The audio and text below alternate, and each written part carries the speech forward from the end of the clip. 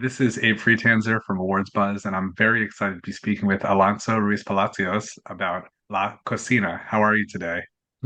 I'm good, thank you, Abe. And hopefully my pronunciation is okay. I speak other languages, but not Spanish. It was good. It was pretty good, man. I've heard worse. I'll take pretty good. Well, I had a chance to see this film at Tribeca this past June, and it was my favorite film there. And so it's really nice to get to revisit it now. And I'm curious about your journey to making it. I had assumed before reading up on it that you had worked in the restaurant industry before. Can you tell me about what that was like for you? Yeah. Yeah, so I worked, I mean, when I was studying acting in London, I worked for a couple of years in a restaurant um called the Rainforest Cafe in Piccadilly Circus, which is like it's very similar to Times Square in that it's like a tourist vortex. Um, and yeah, I think it made a big impression on me. The sort of um, the rhythm of it, the drama that is lived in kitchens. It's and that's also where I came across when I was studying acting. That's where I came across the play that the film is based on, loosely based on, which is Arnold Wesker's play The Kitchen. So I yeah, I think it sort of really stayed with me, this idea of talking about this world and talking about it in this way, that it's about the painful issues in the kitchen world, as opposed to the kind of glossy food porn side of it, you know? So I worked for a summer at an Olive Garden, and it definitely was Oh, really? not quite as stressful. It's not as as industrial, but it's interesting just to see because we don't really see as much of the customer expectation. We see more the back house, which is Yeah. somewhat surprising because I feel like when we think about going to restaurants, one thing we think about is people who are unhappy and want their food the way it is. But this is about making sure that we don't even get to that point, that you're not going to Yeah. have an unhappy customer, because if you have a happy kitchen, then everything should be fine once you get out there. Yeah. That's funny that you worked at the Olive Garden, because that was one of the restaurants that we looked at, um, the one in Times Square, to as kind of as a model for the grill in many ways, in kind of the way it's organized and the sort of level of restaurant. And yeah, I was interested in that sort of mid-level. It's definitely not Michelin star cuisine. Um, Well, I did not work at the one in Times Square. I worked at a suburban location that was considerably less intense, that I can assure you. yeah. So I'm curious, I haven't read or seen the play. What would you say you kept most from that, and where did you diverge?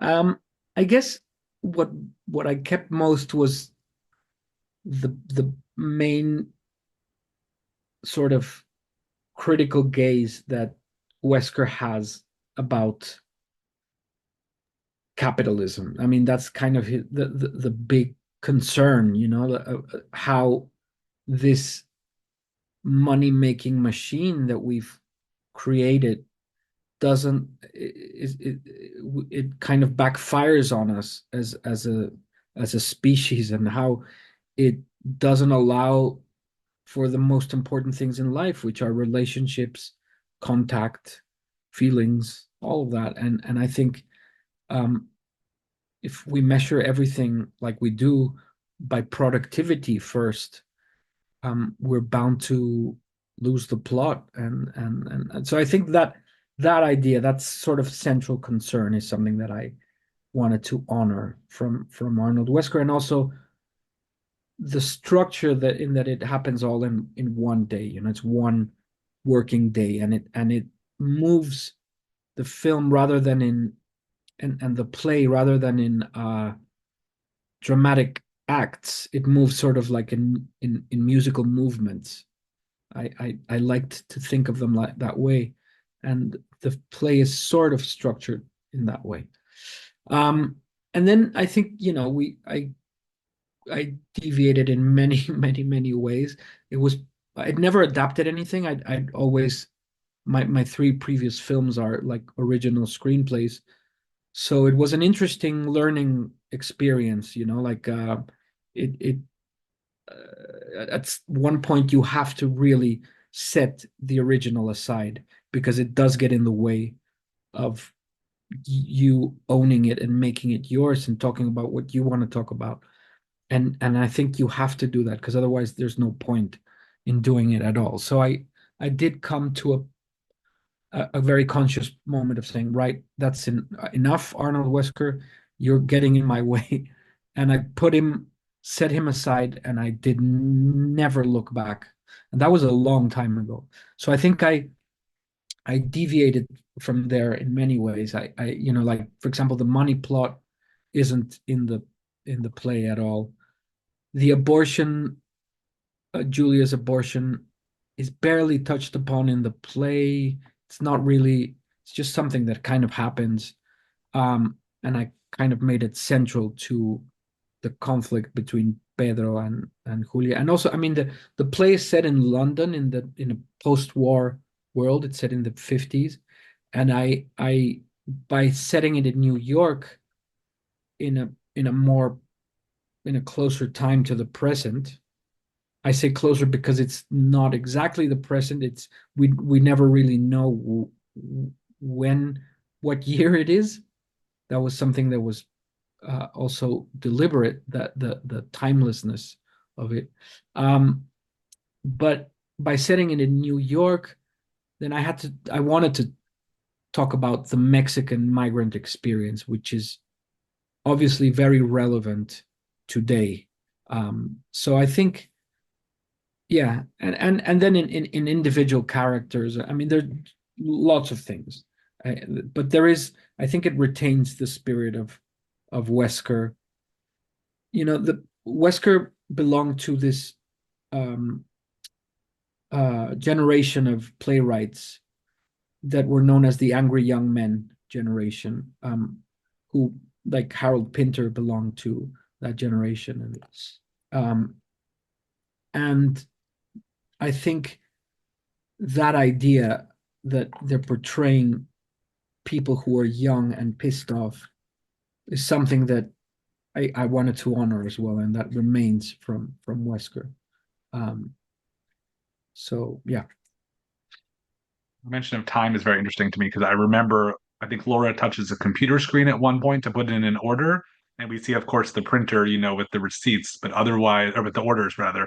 Otherwise, I really couldn't figure out when it was set, and I thought that was so yeah, interesting because part of being shot in black and white and just the uniforms makes it feel like it could be, the 1950s or yeah, something. But then and I think that's very fascinating because there were so many specific things about this story, and to have that yeah, be so ambiguous is just pretty fascinating.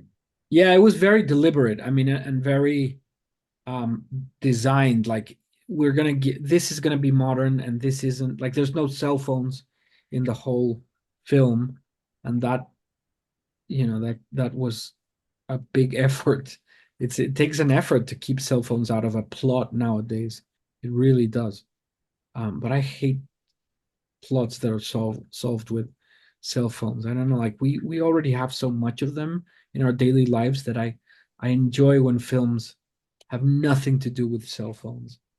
Um, One thing I imagine you did have to use a lot of is food. What's involved in, like, do you actually, how much food was wasted? Do people get to eat stuff? And what do you have to do in order to make it look right, especially with this black and white yeah. cinematography? Well, that's interesting. We did that was one of my also the first things we talked about was we like getting a place like a food shelter where we would could give like the food from the day. So we did some of that. I'd be lying if I said all of it was say some of it was unsalvageable. Um, but we did try, like we did make an effort to save food and the food that could be used. Um, um, yeah, there was I mean, it was a two-step process in that we had to create a restaurant, essentially, a fully working restaurant, um, in a soundstage. It was all shot in a soundstage in Mexico City. Um, so, we had to design a menu and the restaurant identity and all of that before we could design the set, because kitchens are made like that. Like, you first have to design the menu, and then kitchens are tailor made to fit the menu. So we had to like reverse engineer, start from there, and so we had a fully functioning restaurant. And so there was a lot of the other thing was that the actors, they all uh, came in a month before shooting to rehearse. So they all went to cooking lessons, and so each actor really learned how to make his or her dish. So that was very important to me, that was legitimate and real. Um, so yeah, there was a lot of handling of food. It was chaotic but fun. Yeah. There's such a great cast, and I just want to ask you specifically about Raul because he just is like so much of the core of the film. Where did you find him? What did you see him in, and what was it like working with him? Well, I've known Raul for many years. He was actually in the play version when I directed it 14 years ago. Raul was in there, and we have a theater company in Mexico, so we've worked together in the theater before. And then in my previous film, a cop movie, he's he's the lead with another actress. Um, and yeah, I think, I mean, he's one of the finest actors in Mexico, I think, of his generation. He is like a um uh, he pulls no punches. He really, like, he's such a disciplined and fully committed guy. Like, he doesn't do things halfway. He never does a single take.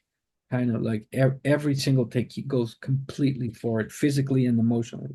So I needed somebody like him for this part, because as you saw, it's a very full on part. It's a very demanding role. Yeah. I know this film played in other places like Berlin and all over the world. Have you received different reactions based on where the audience is and their own experience of, class and society? Oh yeah, for sure. I mean, I think it's struck different chords in the different places we've played at. I have to say, I particularly enjoyed screening it in New York. So I'm really looking forward to that. I mean, for obvious reasons, the film is set there.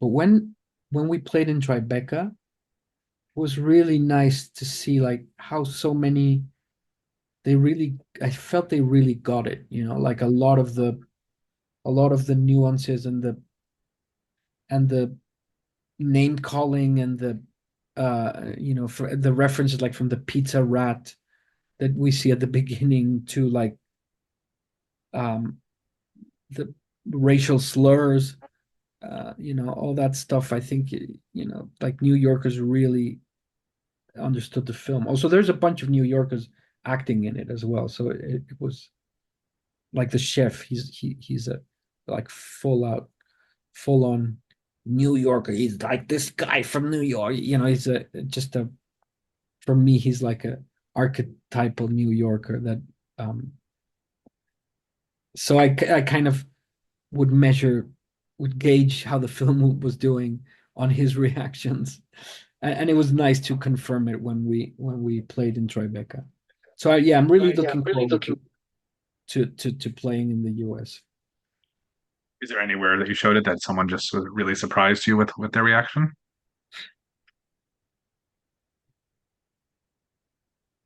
I mean, I think in we played in Zurich uh last week, and and also in Deauville before that, in France.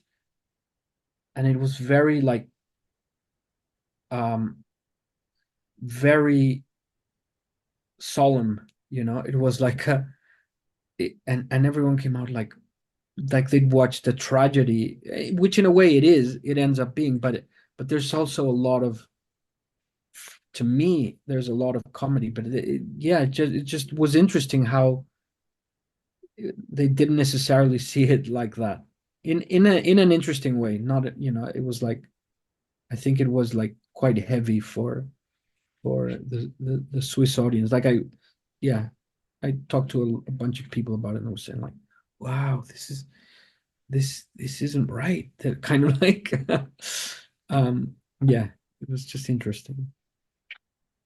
Well, I know that a lot of people probably compare this film to The Bear, which is very popular these days. What is it like having these two things exist at the same time? And do you think there's a big through line between them? Well, I mean, for to be honest, I have not seen The Bear. I when I started this working on this film, as I said, like 14 years ago. After I made the play, I started writing it into a screenplay. So it's been a long process for me. And when I finally was, we finally got the money for it, and we were now in pre-production. Then Boiling Point came out, and then a bit after that, The Bear came out.